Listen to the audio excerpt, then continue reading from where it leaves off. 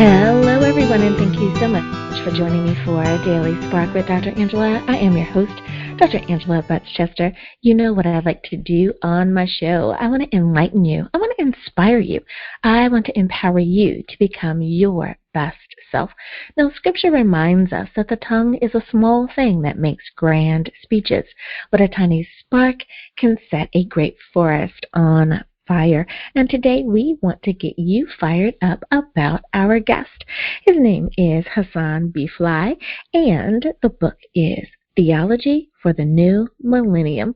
So go on, get comfy, get cozy, get your coffee or get your tea, because we are about to get started. Hello, Hassan. Thank you so much for joining me here on Daily Spark with Dr. Angela.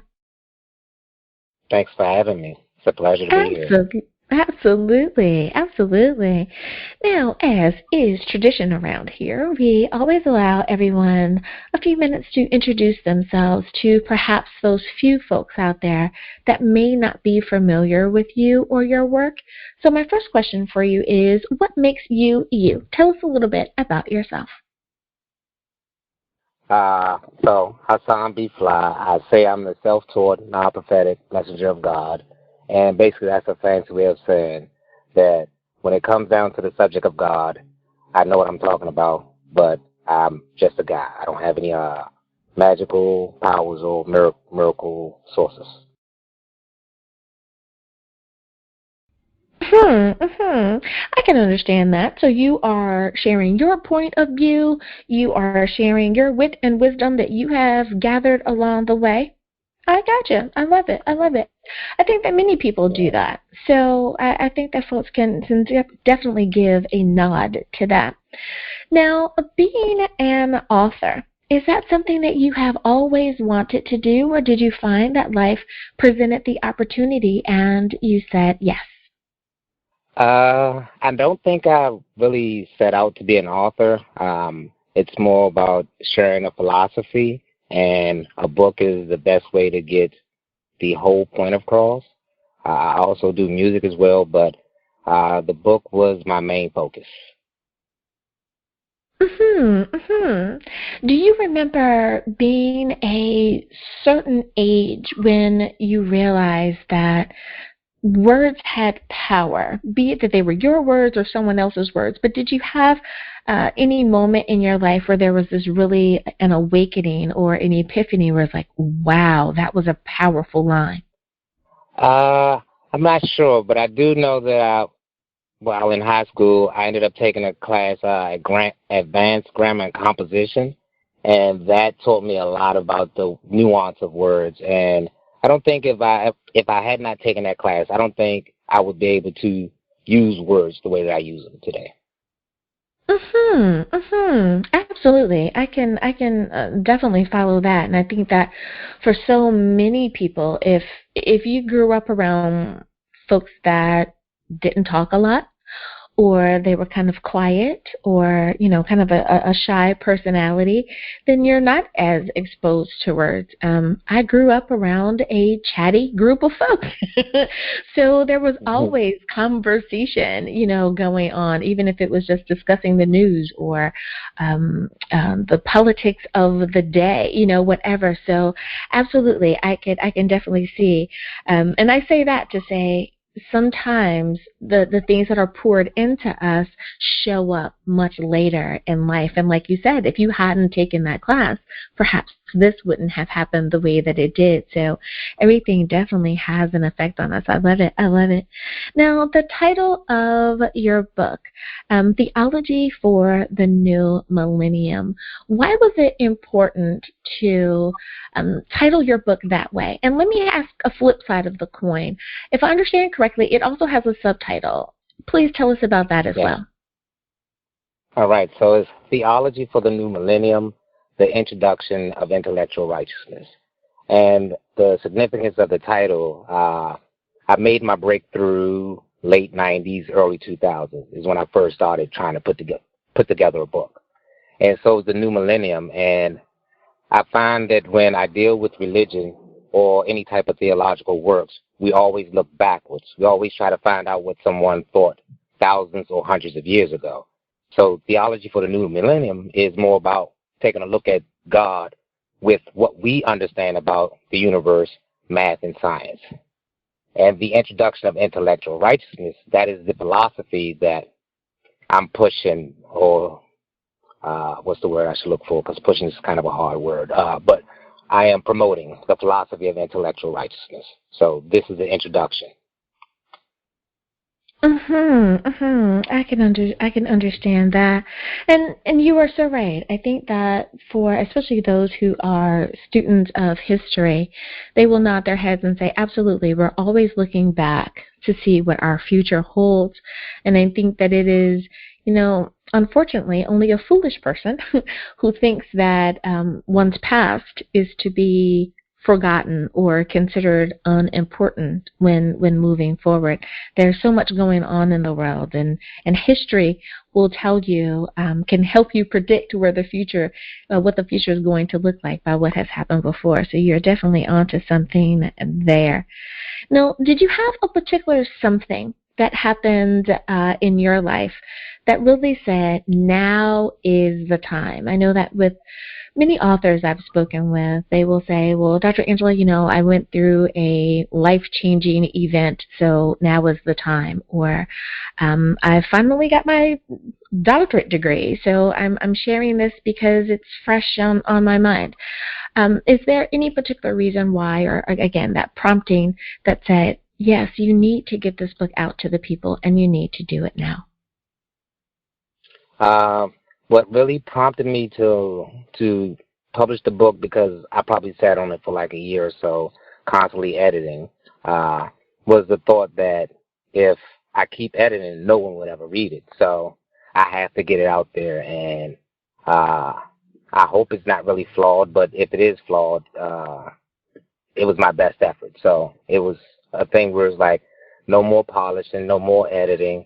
You either put it out there or you don't. So that was 2017 where I said, it's time to do this. And I published.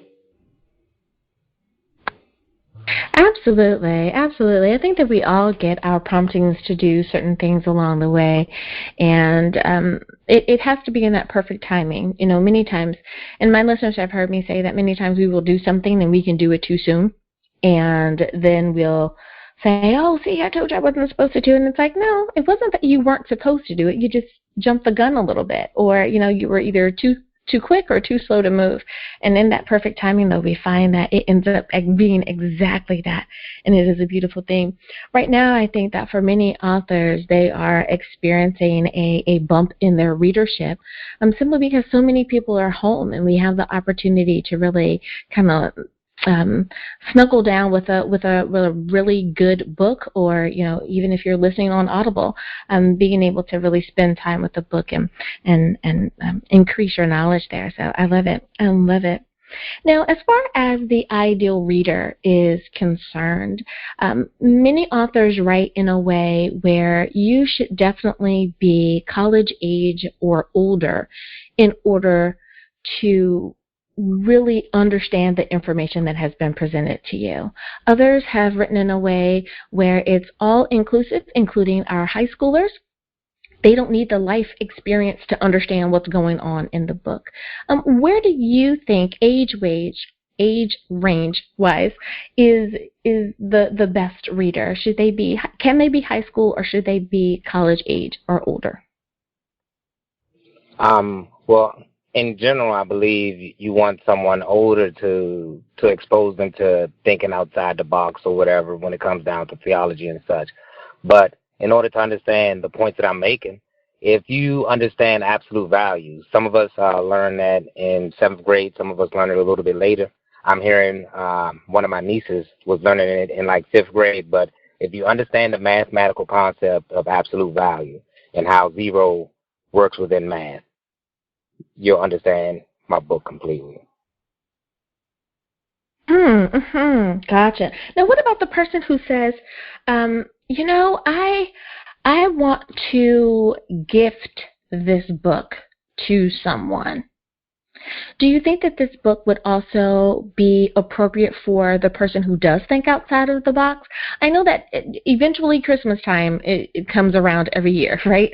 So for so many folks, they're tired of giving the same thing. Here's a blouse, here's a tie, but that's getting really old. So you want to give something that's going to be different.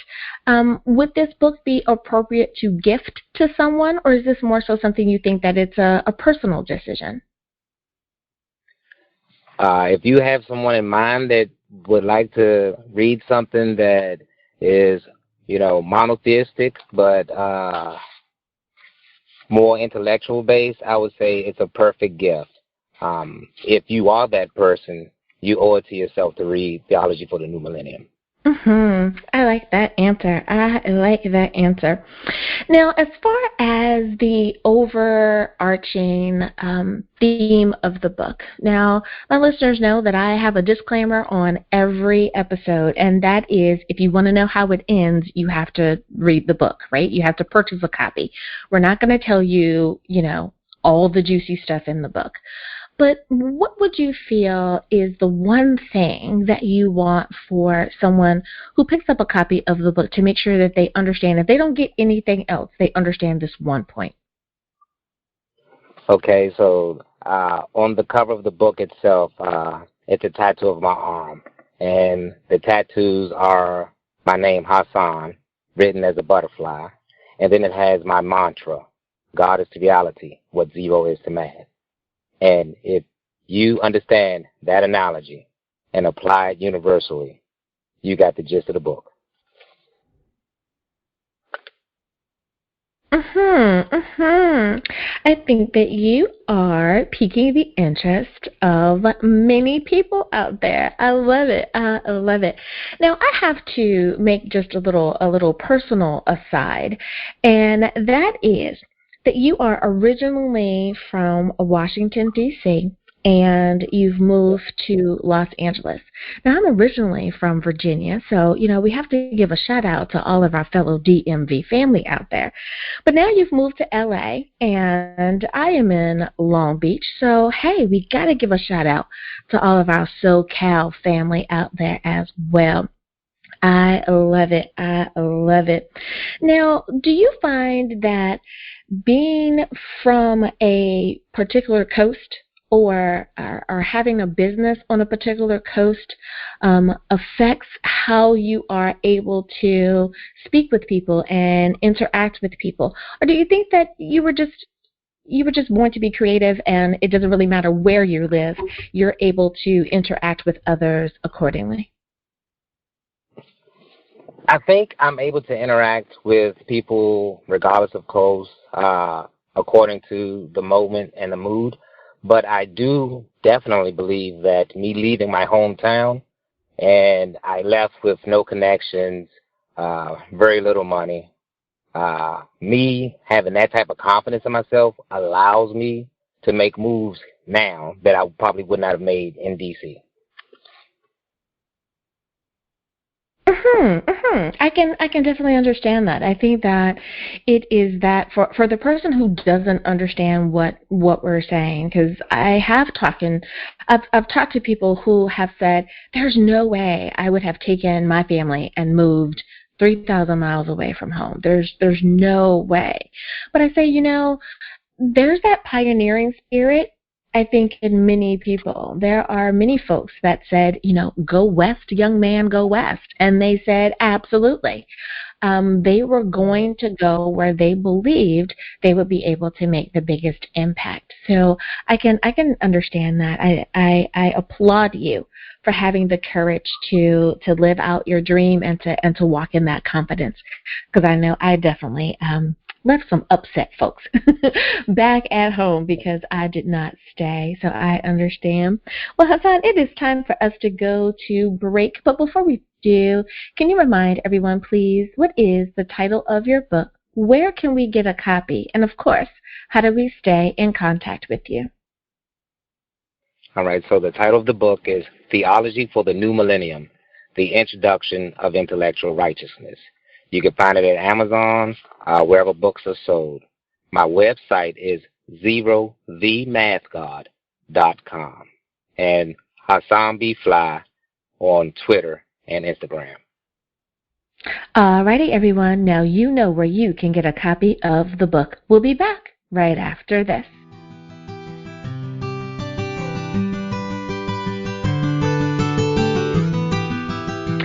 And we are back. Thank you so much for joining me for Daily Spark with Dr. Angela. I am your host, Dr. Angela Butchester. You guys know what I like to do on the show. I want to enlighten you, inspire you, and empower you. And I think that that's what my guest wants to do as well. I am speaking with Hassan Bfly today about his book, Theology for the New Millennium. Now, my next question for you, Hassan, is for many authors and artists as well, since the pandemic, there have been a few challenges. We're not able to get, out and about the way that we would really like. Book expos are not happening the way that they have in years past, so on and so forth. Have you experienced any of those challenges this year as well? And if so, were you able to kind of do that Zoom concert or that Zoom expo, or have you been able to figure out how to meet and greet with some of your potential readers despite the pandemic? Honestly, the beginning of the pandemic rocked my world because I just got out here a month before the pandemic hit. So I was rocked for the first few months, to say the least. But then I was able to get going, get my bearings straight, and I was able to do a little bit of work, but I don't know, the limbo threw me off. There's a period of limbo. We're kind of going through it again where we're opening and we're closing. So you try to put your eggs into the internet, and then there's live events, and then you concentrate on live events, and they get canceled. So it's been a little tricky the last few months, but I've been managing and maneuvering through this tough time. Yeah, I can definitely see the issue there, and you're right. It has been quite a roller coaster ride. I've spoken with some musical artists, and they say, Dr. Angela, it is just so difficult. I heard on the news just a few weeks ago, I believe that Stevie Nicks had decided to cancel her concert. She says, I'm classic rock, and there's no reason to risk anyone's life for music. We can wrap back around to this a little bit later when everything is a little bit safer, considering the numbers are almost back to the way they were when this first hit New York and California. So you're right, there's just this up and down, and you're really not sure what to do, and you want to be safe, not only for yourself but for those that want to come out and visit with you. So I definitely understand what you mean there. Everything has changed. Now, as far as your writing is concerned, I want to kind of shift gears just a little bit. And one of the things that we get a lot of questions from folks who are aspiring authors. You guys, thanks so much for visiting the website, contacting us, and letting us know what your top questions are. With that being said, when you were writing, Hassan, did you find that there was any particular time of day that really you found that you were your most creative? Some folks will say in the morning, some at the end of the day. What seemed to work best for you? Whenever I woke up, whenever my mind was fresh. When I wrote the book, my sleep schedule was somewhat sporadic because I was bartending. So nights that I worked, I slept during the day. Nights that I didn't work, I slept close to normal hours. So whenever I woke up, by the time I'm ready to eat breakfast, my mind would already just start cranking. And my thing was to get it out before I get bogged down with life. So for me, it's not when you wake up, but when you wake up, that's what you do. It doesn't matter about the time, just when you wake up. Thank you so much for saying that, because I was just having that conversation with someone the other day, and I said, we tell people to think outside of the box all the time, right? But yet when it comes to sleep and work, we want to put everyone back in the box. But there are folks working night shift, there are 3 shifts available. So everyone doesn't have that 9 to 5. And just because someone is asleep at, 11 a.m., it doesn't mean that they're lazy, especially if they just got off work at 7 a.m., So absolutely. Thank you. Because someone needed to hear that it is okay to be productive however your hours are.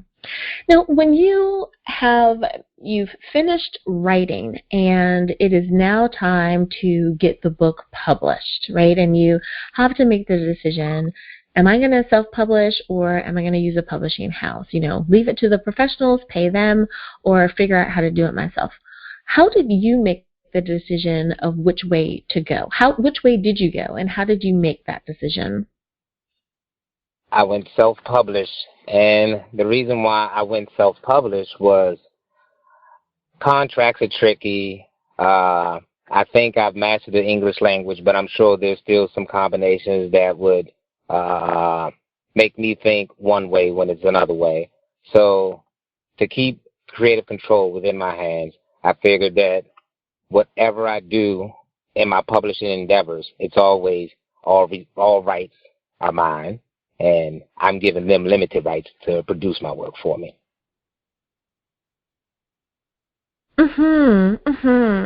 I've heard some authors say something quite similar, that they just want to make sure that everything is going to be, okay, and that they don't, like you say, sign away too much of what they have created just in order to get it out there. Now, how did you feel when you held your finished work? It is completed. It is now ready to be distributed to the world. How did you feel when you held that first copy in your hands? Like with any major event, I struggle with, is this really happening? So that was one of those events where it was like, I had to keep feeling the paper, smelling the paper, like this is my work. And yeah, it was an amazing feeling because you feel a sense of accomplishment, I guess that's the best way you can put it. No, absolutely. I definitely know how you feel about that. I know that's how I felt when I held my first copy. It was like, oh my goodness, I cannot believe, like, this is me. This is mine. I did this. Yes, So it was worth all of the cups of coffee and kind of keeping myself, in my room separate from my family to really get the work done. So absolutely, I can understand that. Now, talking about holding books in your hands, many authors I know right now are utilizing this somewhat of a downtime that we have, depending on what state you're in and where you are in the world, and all of that really dictates how open your state is and what you're able to do and not do. With that being said, what future endeavors do you have in the works? Are you writing more? Are you able to write more if you want to? Or what's the next thing on your list of things to accomplish? So right now I've been focusing more on my music. I released an EP called Musical Revelation, the EP, fall of last year. I'm actually performing in a showcase tonight. And then I have one rock song, another rap, and then a rock cover with a rap in between that I'm going to be recording in the next few weeks. So that's been my focus lately. I feel like it's a synergy, whatever the form of the word, but using it all to promote the same thing. Right. All about the philosophy. I love how I find that now there are so many authors that are also artists, and many artists, surprisingly enough, are starting to become authors. I think with the slowdown of the world, they're utilizing all of their skill sets in order to keep themselves out there, but also just to share their thoughts, be it that it has music, under it, or it's on a page. It's still getting those thoughts and ideas out there to other folks. I love it. I love it. Now, for so many of the folks that I talk to, they have been inspired by others. Many folks have role models or mentors or those folks that have inspired them to keep going or to be their best. Sometimes they're famous folks, and the famous person doesn't even know, that they are an inspiration to you. But many other times it could be a parent or a teacher that has made the difference in your life. Are there any people that you can think of that you feel have really been there to either support you, to encourage you, or is there any celebrity that really challenges you and encourages you to keep moving forward? It breaks my heart to answer that question in the negative. I was unpleasantly surprised by the lack of support I've gotten from friends and family. I feel like what I'm doing is unique, and I can only look to history for close to examples and, go from there. And it's so interesting that you mentioned that, because that's something that I talked about earlier today on a different platform, and I said, we have to come to the realization that many times our friends and family are not cheering for us. They are not clapping for our success. They are not sharing on social media. We've seen that meme that says you're out here buying this brand and that brand, but your friend has a business and you don't share about them at all. Interesting.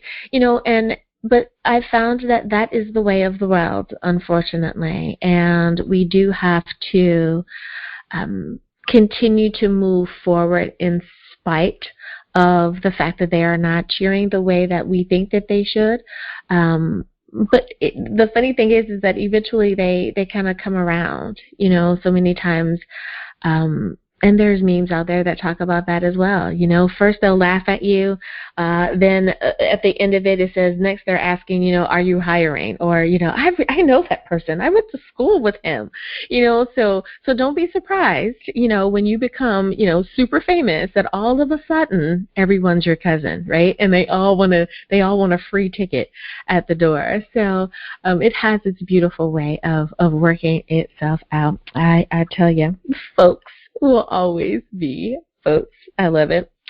Now, when it comes to inspiring our youth, I know that the younger generations tend to look to those that are, especially in music and sports, because we see them all the time. We're able to somewhat get an idea of the type of person that they are. And you're now sharing with your music. If there's one bit of advice that you could give to the youth that are listening, that perhaps you wish that you would have been told, or something that you've learned along the way, what would that piece of advice be for our young people out there? I could probably sum it up in 2 words, because I think it's something that I see lacking in even older generations. I don't know how it happens, but please think critically. That's it.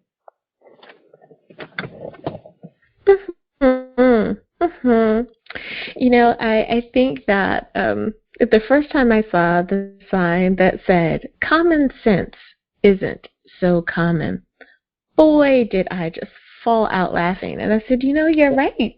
It really is not. And we do need to start thinking more critically. I love it.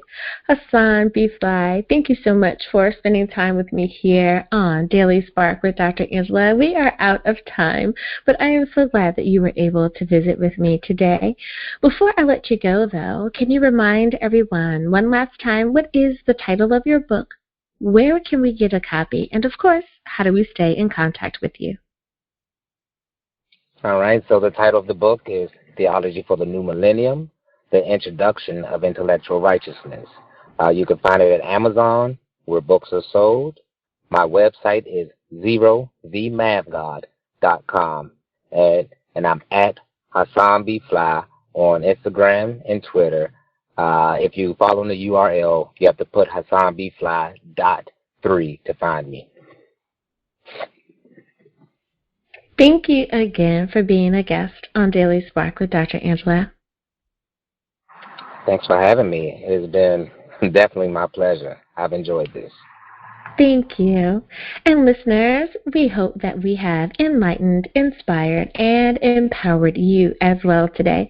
As always, may the Lord continue to shine His face upon you. May you receive His grace and His mercy in all that you do.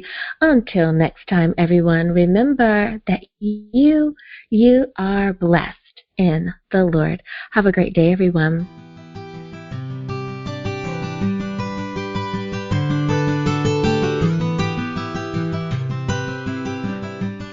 Hello, everyone, and thank you so much for joining me for Daily Spark with Dr. Angela. I am your host, Dr. Angela Butchester. You know what I like to do on my show. I want to enlighten you. I want to inspire you.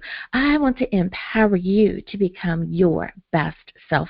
Now, Scripture reminds us that the tongue is a small thing that makes grand speeches, but a tiny spark can set a great forest on fire. And today we want you fired up about our guest. Her name is Beverly Nickles, and we're talking about her book, Overpower. So you know what I'm going to tell you to do. Go on, get comfy, get cozy, get your coffee or get your tea, because we are about to get started. Hello, Beverly. Thank you so much for joining me here on Daily Spark with Dr. Angela. Hello. Thanks for having me. Absolutely. Now, as is tradition here on the show, we always give our guests an opportunity to tell us a little bit about themselves. There may be some folks out there that are unfamiliar with you or your book. So first question, Beverly, is what makes you you? I think probably one of the things about me that makes me a little bit different is that I'm an American from a small town in Ohio, but I live now in Moscow, Russia, and I've been here for most of the past 30 years. Now, being an author, is that something that you've always wanted to do, or did you find that life presented the opportunity and you said yes? I've always wanted to be an author, and I finally managed to get one little book written, and that's what we're talking about. It's Overpower. But I was trained as a journalist, though, and I worked in public relations for several years before I came to Russia. Now, since you've always wanted to be an author, was there a particular age when you realized that words had power, either your words or someone else's words? At what age did that epiphany happen for you? Well, I don't know if I can answer that exactly, but I can tell you that after I became a Christian and began to see that in the Word, there's a lot written in the Bible about how important our words are. So I would say that was when it was really driven home. Now, the title of your book, Overpower, can you tell us why were those two words most appropriate to entitle your book? The word overpower means that the God of the Bible is all-powerful, and He is mightier than all other powers that exist. And that's one of the important themes that runs through the book, good versus evil, light versus darkness. The evil conspiracy that permeates the world is held together by a Luciferian cult, and despicable evil acts seem to increase in number and depth and wickedness, and it starts to feel overwhelming. And so basically, Luciferianism is the worship of Satan as the god of the world, Lucifer describes Satan before he rebelled against God. He was created in the highest and most beautiful angel, but his pride and his desire to take God's throne caused him to be cast out of heaven, and his name was changed to Satan, which means adversary. But the power of God in the Bible is by far superior and able to defeat all powers of evil. He is in control. He makes the decisions. So that's how I arrived at the title, Overpower. I like that answer. Oh, I like that. Now, when we're thinking about the ideal reader of the book, I know that many authors will include our high schoolers as an appropriate age. They write it in a way that you don't need to have, all life experience, or you don't need to be particularly college educated in order to grasp the concepts. Other books, you need to have some life experience, or you need to have a particular knowledge base in order to understand all of the theories or propositions that are put forth in the book. Would you say that your book is appropriate for as young as high school, or would you suggest perhaps college age and older? No, I think definitely a high schooler could read this book. It's inspirational. It goes pretty fast. It's not complicated, but there is a strong storyline that pulls you through the book. And so I don't think a high schooler would have any trouble understanding the book and being able to follow it and be interested in some of the themes, because they have become even more relevant now than they were when I wrote the book about 7 years ago. Now, speaking of that process, when you were finally done, you've written everything, you have your cover, and you're now ready to send it off to be professionally bound and all that good stuff. How did you make the determination of whether to be self-published or to use a publishing house? And if you can tell us, which decision did you make? Okay, I chose to self-publish, and in fact, when I wrote this, I wasn't even planning to publish it. It was more like a practice for me of learning how to write novels, and I was encouraged by friends to go ahead and publish it.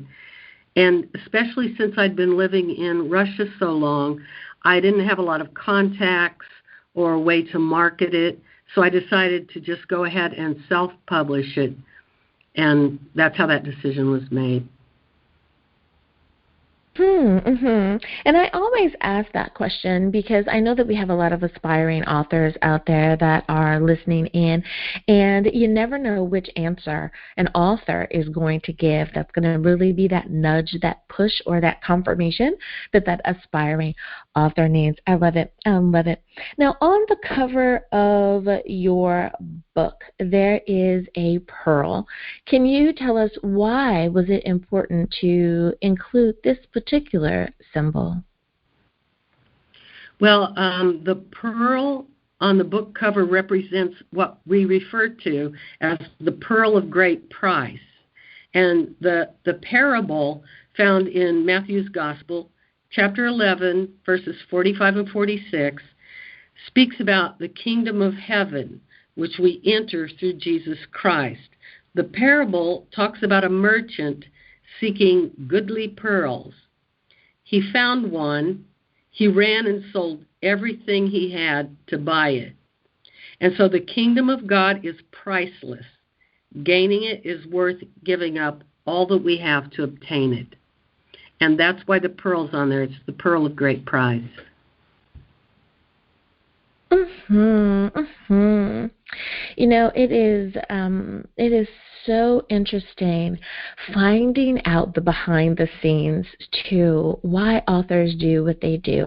And I tell folks, it's like, don't guess, just ask, because when we ask, we find out from the author, and usually the answer is such a beautiful one. And I have to agree on this one. What a great answer. I love it. I love it. Now, for someone who is looking for an ideal book for their book club or for their women's ministry, I know that many times authors will write a book and they believe that there's going to be an individual that reads the book, and you write it from an individual point of view. Can your book be used in a group format as well? Could it be used for book club or in women's ministry? Would that be okay? Yeah, I think it would be. It's written as fiction, but there are contemporary themes worked into it that when I wrote it, these things still weren't widely known. They were considered tinfoil hat conspiracy theory stuff, and now we're seeing them played out in our country, in fact, throughout the world. So there's that element. But there's also a strong Christian story that runs through it about people getting together, forming a community group, and like people who felt like maybe they were really nobody, had nothing to offer, and they get together and they start to use their gifts, and we see prayer, praise, prayer for healing, all those sorts of things are developed in the story. And we see these people who maybe thought they didn't have anything to offer, maybe they thought they are really just ordinary people, but we see them stepping up to the plate, beginning to take some leadership, and then stand on their feet as local leaders in the church. I like that. Now, as far as the characters of the story is concerned, and my listeners know, you know what I'm going to say, right? If you want to know how it ends, you have to buy the book. With that being said, can you tell us a little bit about the main character of the book, and why was it important that they have that particular personality? Are you talking about Joan specifically? Joan is a discouraged missionary who's temporarily holed up in her hometown in a little house that belongs to her mother, and she's straining to understand new things she's discovered about powerful but hidden groups working intensely behind the scenes for a global takeover. She's trying to learn that herself, sort it out, what's real here, what's not. And these are forces of evil and unconcerned about the welfare of humanity. She's trying to make sense of it. She's the main character, and at the end of the story, she experiences a major turning point in her life because she's had some hurts in the past that really just put her on the sidelines, and she allowed bitterness to set in that crippled her life. And so, as you know, bitterness, it poisons you and it poisons the people around you. So toward the end of the story, she's helped by a visiting minister who sees through it and helps her to get free. And then we see her life opening up again, and she begins to want to live and serve again. That's the main character.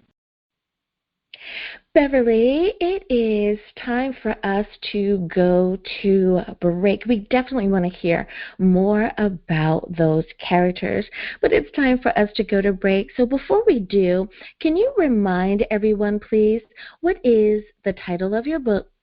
Where can we get a copy? And of course, how do we stay in contact with you? The book is called Overpower. You can find it on Amazon.com or wherever books are sold. And you can contact me or find me through JesusChristWorldwide.org or on Facebook. Alrighty, everyone. Now you know where you can get a copy of the book. We'll be back right after this.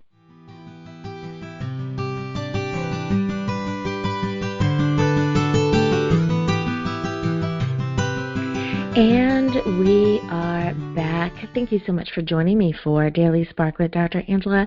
I'm your host, Dr. Angela Chester. My guest today is Beverly Nickles, and we're talking about her book, Overpower. Now, before we went to break, Beverly, you were telling us about the characters. You told us about the main character, but you wanted to share some info on some of the others. Please enlighten us. Well, there's a couple that helps form this community group, Tom and Kate, and they're just a concerned retired couple. They're concerned about the way things are going in society and in the church, and they want to do whatever they can to help. They open up their home to a small group of kindred spirits gifted by God to lead this effort. Though they probably didn't recognize that they were gifted, they're seasoned Christians, well-groomed and well-grounded in the Bible, and whose presence provides strong encouragement to the others. And then there's a young man, this is probably my favorite character, Julian. He's a young man who interns in a local church. In the beginning, he's shy and subservient, but he loves the Lord. He loves prayer, and he loves the Bible. And in the course of the story, he steps up to the challenge, and we see him transformed into a man of God.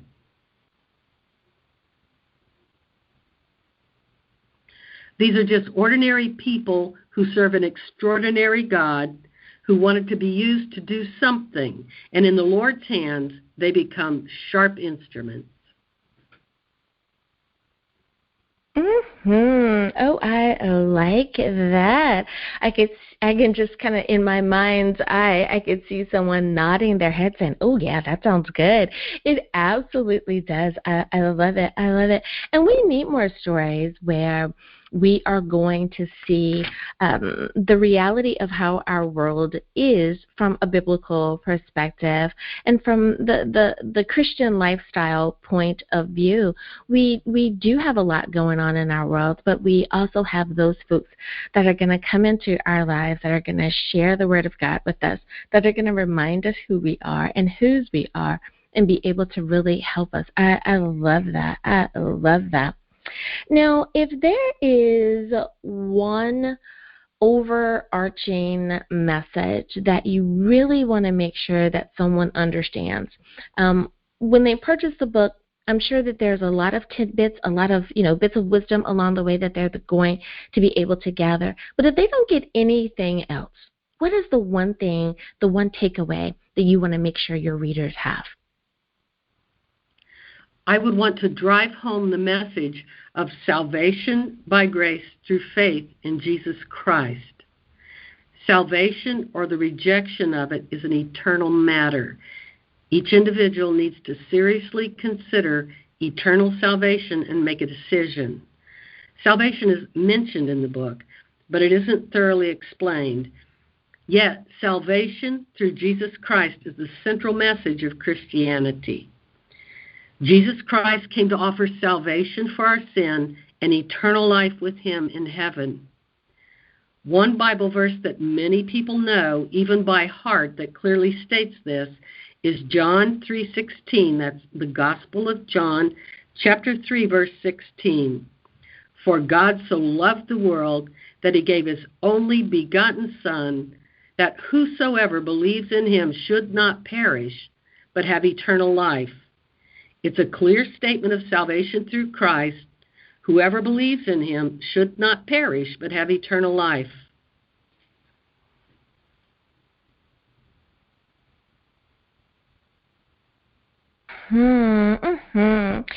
With everything going on in the world, what a wonderful reminder for that person who is trying to figure out, what am I going to do with my life? Where am I along this journey called life? And what a beautiful reminder. I know as a little kid, I used to hear people quote John 3:16. I used to see it, just around places. You would even watch some of the baseball games, and you would see, a guy or a gal holding the sign out. And what a great reminder that He does love us, just that. much. And that is powerful. I love it. I love it. Now, there is this precious gift that you mentioned for someone who is new to the faith.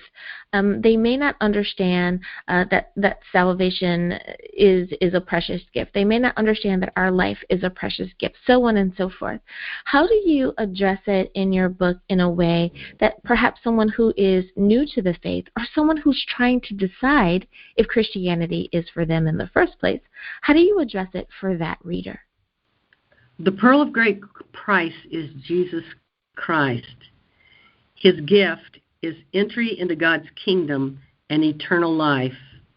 And once you find the pearl of great price and realize its preciousness, you know that you need to look no further. I love it. I love it. So my next question for you, Beverly, is for some of our aspiring authors out there, and they are the ones who really seem to write in the most to us, and they love that I ask these questions because it gives them either confirmation that they're going in the right direction or really helps them make a decision for what they feel they should do moving forward. And that is, when you were in the process of writing, and I understand that, the writing that you did took place a few years ago, but when you were doing your writing, did you find that you needed to have a particular atmosphere?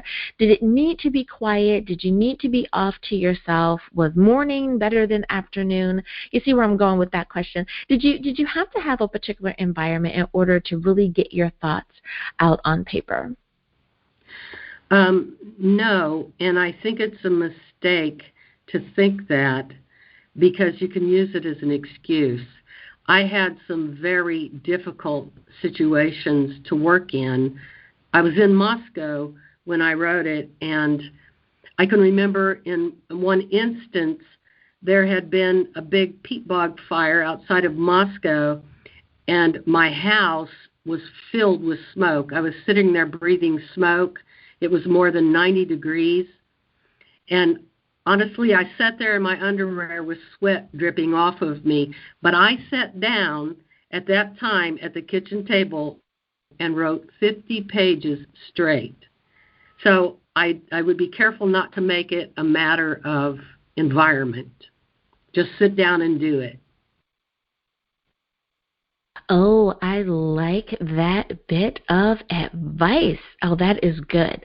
So don't use that as the excuse. And I think you're right. Some people do use it as an excuse. Oh, well, I usually write at 5 a.m. and here I am waking up at 7, can't write today. So don't you, great piece of advice. I love it. I love it. Now, when it comes to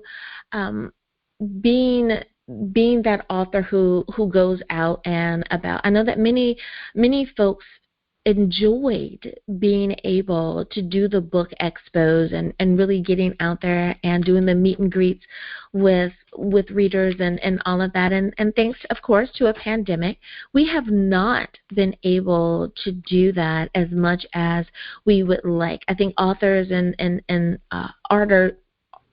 authors and artists alike both have had that issue. What has it been like for you during the pandemic? Have you been able to do any virtual events or do anything so that people are still able to kind of meet and greet with you? Or is it just more so emails has been the best way to contact you? I've done everything exclusively on the internet. I launched 2 websites, and on one of them I posted 65 articles and that sort of thing. So everything for me during the COVID season has been internet.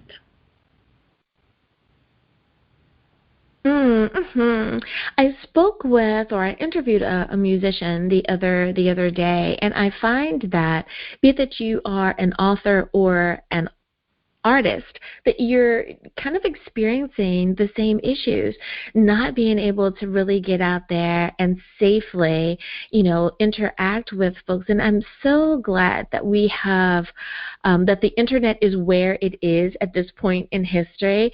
If we think about it, if this had happened 20 years ago, we would not have been able to do this the way that we're doing this.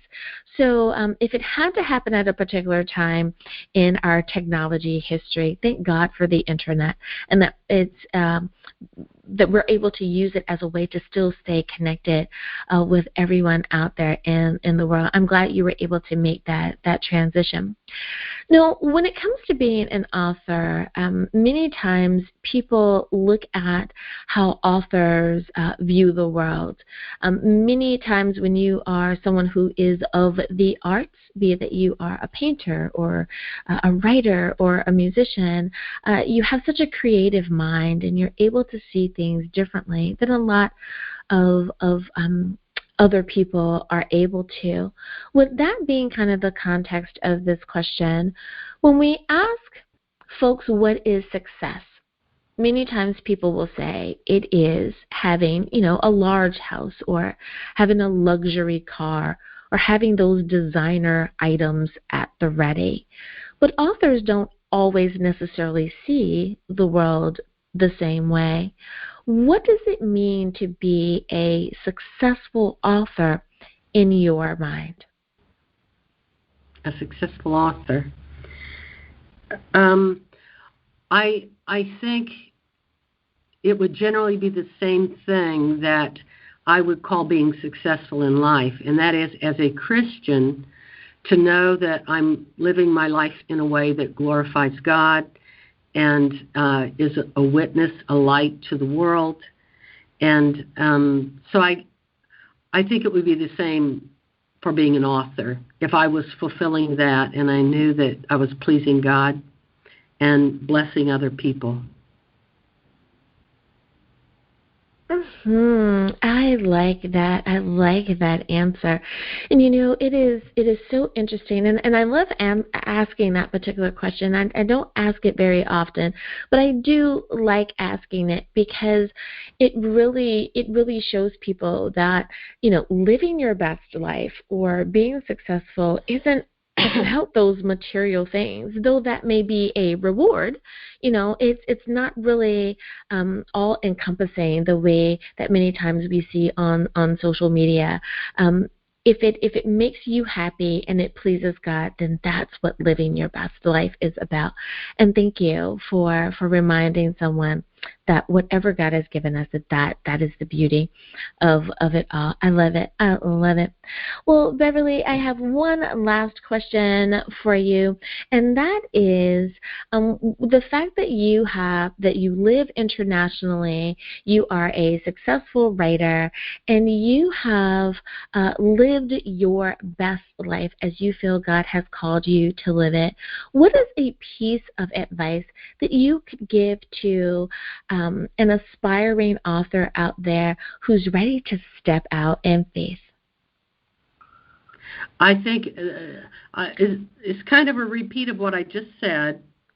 Don't allow yourself excuses. Trust God. Just step out and do what you believe you're supposed to do, and trust God with the results.